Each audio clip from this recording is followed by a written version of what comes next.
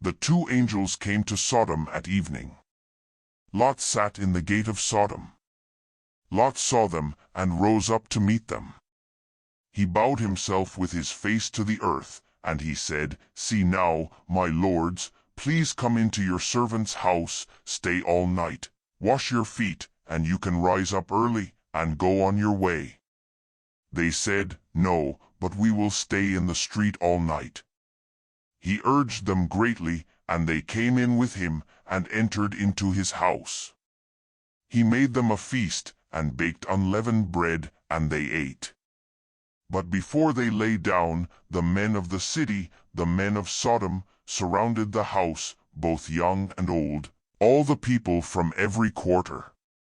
They called to Lot and said to him, "Where are the men who came in to you this night? Bring them out to us, that we may have sex with them." Lot went out to them through the door and shut the door after himself. He said, "Please, my brothers, don't act so wickedly. See now, I have 2 virgin daughters. Please let me bring them out to you, and you may do to them what seems good to you. Only don't do anything to these men, because they have come under the shadow of my roof." They said, "Stand back." Then they said, "This one fellow came in to live as a foreigner, and he appoints himself a judge. Now we will deal worse with you than with them." They pressed hard on the man Lot, and came near to break the door. But the men reached out their hand, and brought Lot into the house to them, and shut the door. They struck the men who were at the door of the house with blindness, both small and great, so that they wearied themselves to find the door. The men said to Lot, "Do you have anybody else here? Sons-in-law, your sons, your daughters, and whomever you have in the city, bring them out of the place, for we will destroy this place, because the outcry against them has grown so great before the Lord that the Lord has sent us to destroy it." Lot went out and spoke to his sons-in-law, who were pledged to marry his daughters, and said, "Get up. Get out of this place, for the Lord will destroy the city." But he seemed to his sons-in-law to be joking. When the morning came, then the angels hurried Lot, saying, "Get up. Take your wife and your 2 daughters who are here, lest you be consumed in the iniquity of the city." But he lingered, and the men grabbed his hand, his wife's hand, and his 2 daughters' hands, the Lord being merciful to him, and they took him out and set him outside of the city. It came to pass, when they had taken them out, that he said, "Escape for your life. Don't look behind you, and don't stay anywhere in the plain. Escape to the mountains, lest you be consumed." Lot said to them, "Oh, not so, my lord.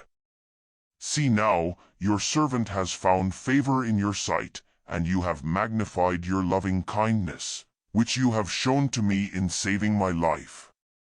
I can't escape to the mountain, lest evil overtake me, and I die. See now, this city is near to flee to, and it is a little one. Oh, let me escape there, isn't it a little one, and my soul will live."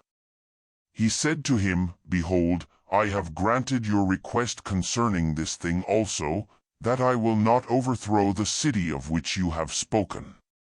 Hurry, escape there, for I can't do anything until you get there." Therefore the name of the city was called Zor. The sun had risen on the earth when Lot came to Zor. Then the Lord rained on Sodom and on Gomorrah sulfur and fire from the Lord out of the sky. He overthrew those cities, all the plain, all the inhabitants of the cities, and that which grew on the ground. But Lot's wife looked back from behind him, and she became a pillar of salt. Abraham went up early in the morning to the place where he had stood before the Lord. He looked toward Sodom and Gomorrah, and toward all the land of the plain, and saw that the smoke of the land went up as the smoke of a furnace.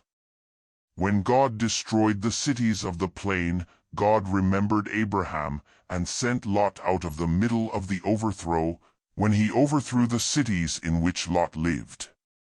Lot went up out of Zoar and lived in the mountain, and his 2 daughters with him, for he was afraid to live in Zoar. He lived in a cave with his 2 daughters. The firstborn said to the younger, Our father is old, and there is not a man in the earth to come in to us in the way of all the earth. Come, let's make our father drink wine, and we will lie with him, that we may preserve our father's family line. They made their father drink wine that night, and the firstborn went in and lay with her father.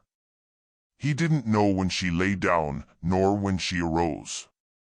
It came to pass on the next day, that the firstborn said to the younger, Behold, I lay last night with my father. Let's make him drink wine again tonight. You go in and lie with him, that we may preserve our father's family line. They made their father drink wine that night also. The younger went and lay with him. He didn't know when she lay down, nor when she got up.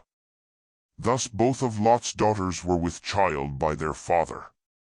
The firstborn bore a son, and named him Moab.